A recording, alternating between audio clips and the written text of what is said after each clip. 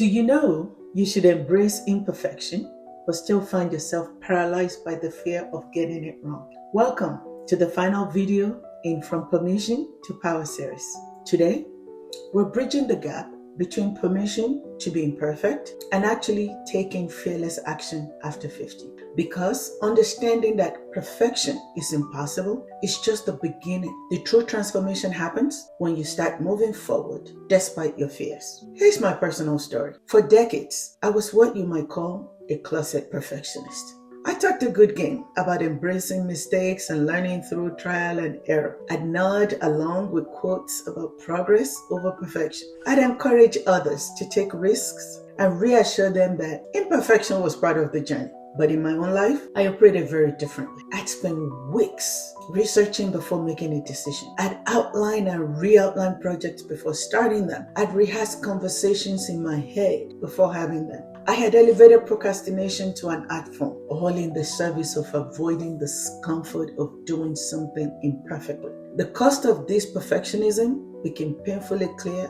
as I got older. Looking back at the previous decade, I realized how many opportunities I'd let slip by while waiting to feel ready enough or good enough. Books unwritten, connections not made, experiences postponed indefinitely. I'd given myself theoretical permission to be imperfect, but I was still living as if perfectionism was the only acceptable option. The gap between what I believed and how I was behaving was growing wider and wider. My turning point came during a conversation with a 72-year-old woman who had just published her first novel. When I expressed admiration for her courage in putting her work into the world, she laughed and said, "Honey, at my age, perfectionism is a luxury I cannot afford. I'd rather be seen and flawed than perfect and invisible." That statement hit me like a lightning bolt. I realized I'd been spending my precious time trying to avoid criticism rather than creating impact. That very week, I took action on a project I'd been perfecting for well over 5 years. Not because I suddenly felt ready, but because I finally understood that readiness was a myth that was stealing my third act. To be precise, I've been writing a book for over 5 years. I will write and stop, write and stop. When I say that conversation hit me like a lightning bolt, let me clarify for my 50-plus women. And if any statistics or mathematical genius are listening, please whip out your calculator and prove me wrong. I'm even willing to bet the burn on this. I'm in my early 60s. It dawned on me that the probability of me living another 60 years is an affirmative zero.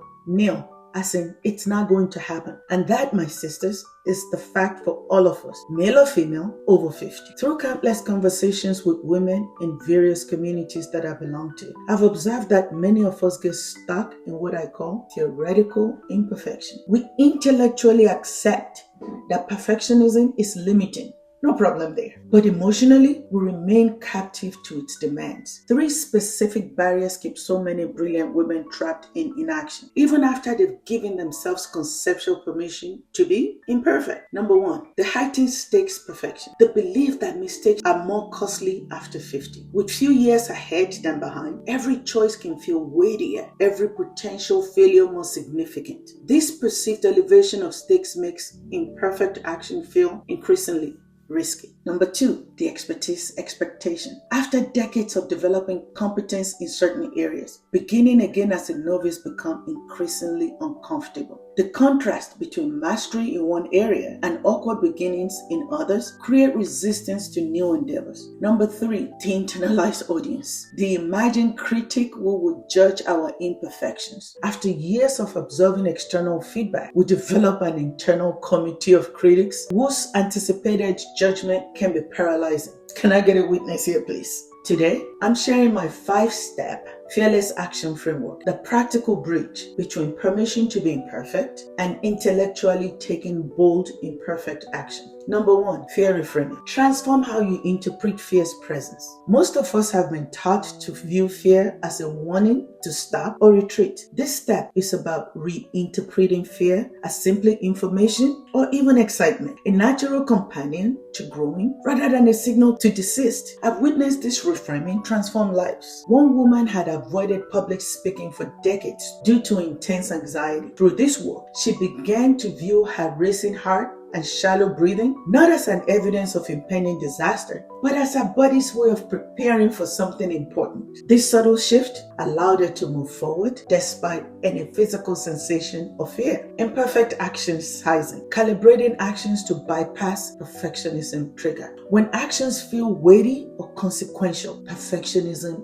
naturally activates. This step is about deliberately designing action so small that they fly under the radar of your perfectionism. A few friends and I practice ridiculous minimums, actions so tiny that they almost seem laughable. One woman who had been paralyzed about starting a blog committed to writing just 3 sentences a day. Another who wanted to learn painting but was intimidated by blank canvases began simply mixing colors for 5 minutes with no pressures to create anything. These micro actions created momentum that larger commitments never could. Focus shifting, moving attention from one outcome to processes. Perfectionism fixates on results and judgments. This step is about redirecting focus to the experience of action itself, the learning, the discovery, the presence, rather than the evaluation. I've observed this shift create profound freedom. One woman who had avoided dating after divorce because she feared getting it wrong again began focusing on simply being curious about each interaction rather than assessing its success. This process orientation allowed her to engage authentically without the paralysis of outcome fixation. Evidence collection, gathering proof of the value of imperfect action. Our brains are wired to remember failures more vividly than successes. And I know I'm not the only woman who experiences this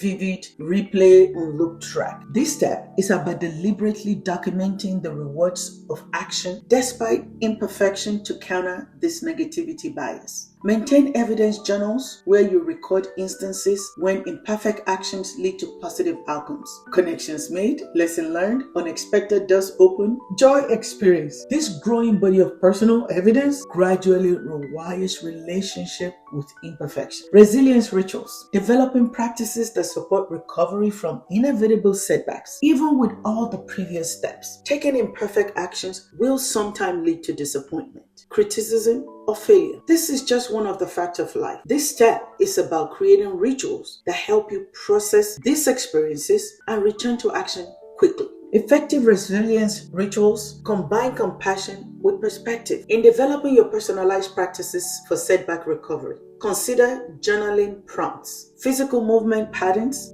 self-compassion meditations, or connections with other supportive women. These rituals don't prevent the pain of setback, but they create reliable pathways through them. Today's action step. Because what good is listening if we don't take action? Today's power step is implementing imperfect action sizing. I want you to identify one area where perfectionism has been keeping you stuck and design an action so small that it bypasses your perfectionism triggers. Here are some examples to get you started. A woman who had been planning to write a memoirs for years committed to writing for just 5 minutes each morning. Someone intimidated by technology but wanting to start a podcast committed to recording a 60-second audio journal on her phone daily. A would-be entrepreneur committed to having 1 15-minute conversations per week about her business ideas. The key elements of effective action sizing are ridiculously small, so minimal it almost seems pointless. And that is the point. Process focused, emphasizing the doing, not the outcome.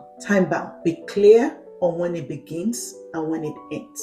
Measurable, you know without ambiguity if you did it or not. Daily or regular. Creating momentum through frequency. Write down your specific imperfect action. What exactly will you do? For how long? How often? When will you begin? Then commit to starting this tiny action within the next 24 hours. Not next week, not when ready, not when you feel more ready, within 1 day. This immediate implementation is critical to breaking the perfectionism pattern. Your turn. Share in the comment what's one area where perfectionism has kept you stuck. What ridiculously small action will you commit to? Your tiny step might be the exact permission another woman needs to begin her own imperfect action. This completes our From Permission to Power series, where we've moved from theoretical permission to practical transformation in your third act. If you found value in this video, please like subscribe, and share with other women navigating this important life transition. And if you want to download the complete Fearless Action Framework, including the Imperfect Action Sizing Guide with 30 examples of common perfectionism areas, join our free Third Act Society community. Link is in the description. This is Rani, reminding you that your third act isn't about doing things perfectly. It's about doing them purposefully, especially when they feel imperfect. Because action, not perfection, is what creates your most extraordinary chapter.